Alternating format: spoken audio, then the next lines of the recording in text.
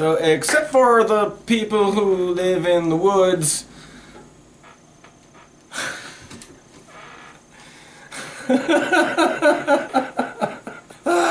those people who live in the woods.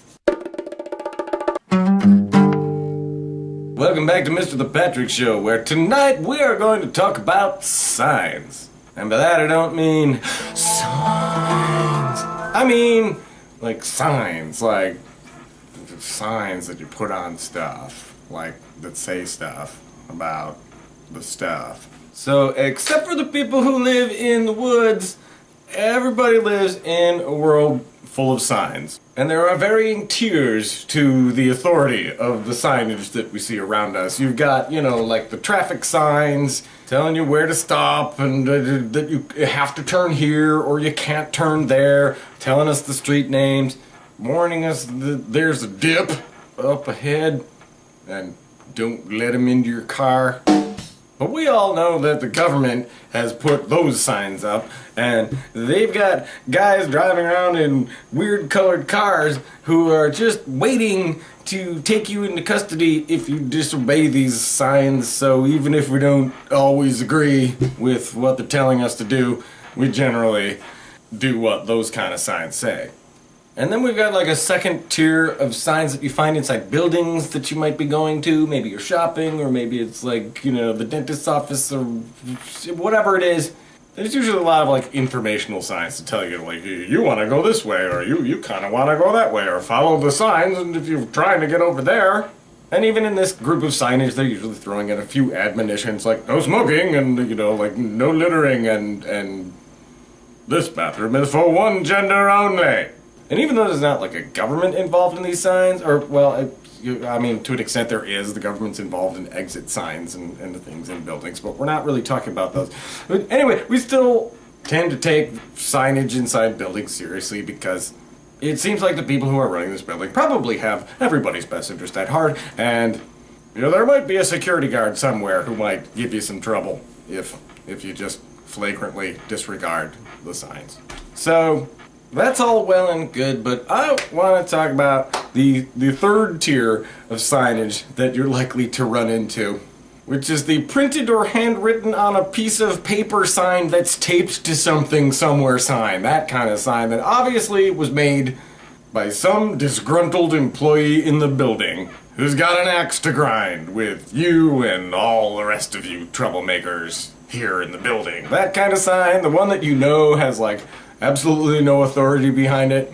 Okay, so the reason I'm bringing this up is because a couple days ago I'm like walking through a hallway and I pass like just some lady who works in the building, and she sees that I'm with engineering, and she stops me and she was like, "Hey, what's with them closing off the exit door? Why did they close off the exit door over by?" And she kind of describes this one stairway in the building that has an exit to the parking lot, and she's saying that they closed off the exit door, and I was like, I didn't hear anything about closing off an exit door. She's like, yeah, it's all like blocked off with tape, and there's this really nasty sign on it that says that there's no longer an exit, even though there's an exit sign above the door, and we've been using it for years, and why did you guys do that?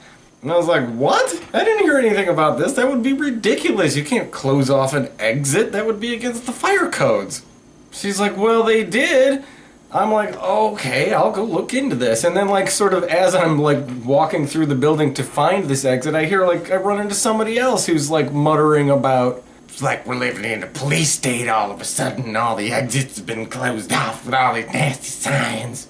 And again I was like, what? I have not heard anything about this. Believe me, I will get to the bottom of this. So I go down to the ground level of stairwell 5, and sure enough, this stairwell exit door is just there's a giant X of caution tape, like bright yellow caution tape, and this huge X in front of the door, and it's taped with blue masking tape to the wall with this rough-edged, hastily ripped off pieces of blue masking tape. And then there's this sign taped to the glass on the door that's crooked, and it's literally, this is my recreation of it. It's looked like a fucking serial killer created this sign. Not an exit!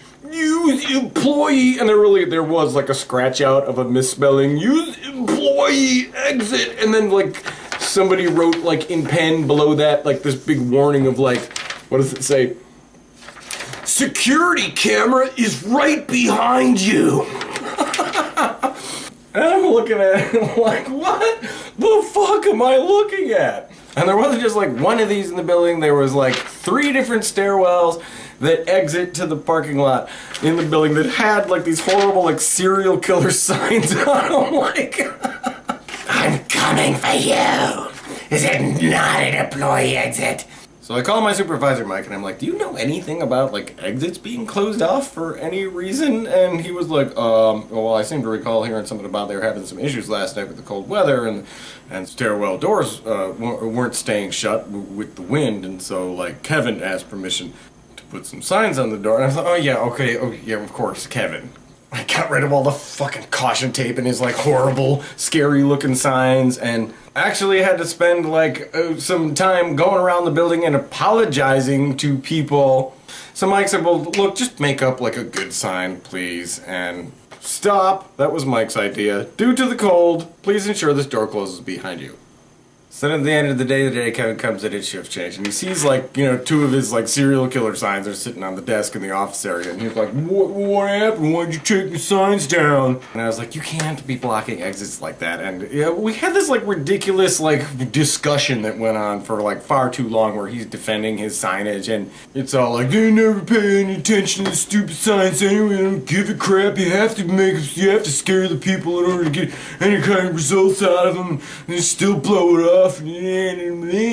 Security said they agreed with me, and it's like, yeah, people in the building will always be dicks and blow off signs and blow off different rules and stuff like that, but it does not help to treat them like they're your fucking enemies.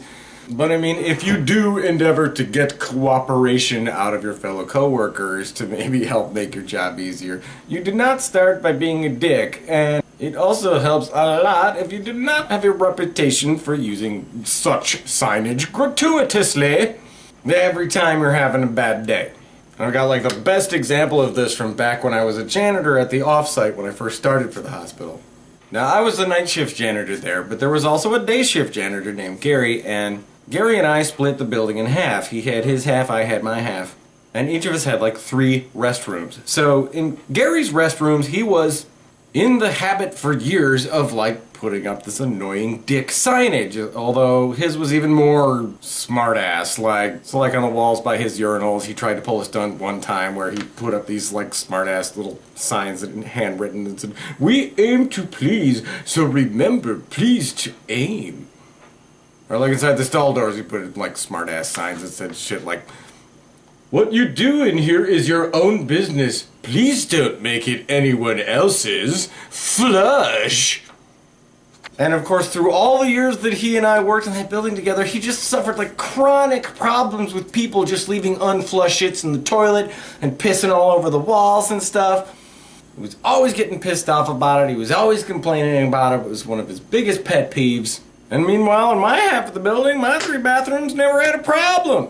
Once in a blue moon, I walked in and there was a shit in the toilet. You know what I did about it? I flushed it down, because all you have to do is push a lever and it goes away. I didn't even have to plunge anything, you know what I mean? Come on, you're a janitor.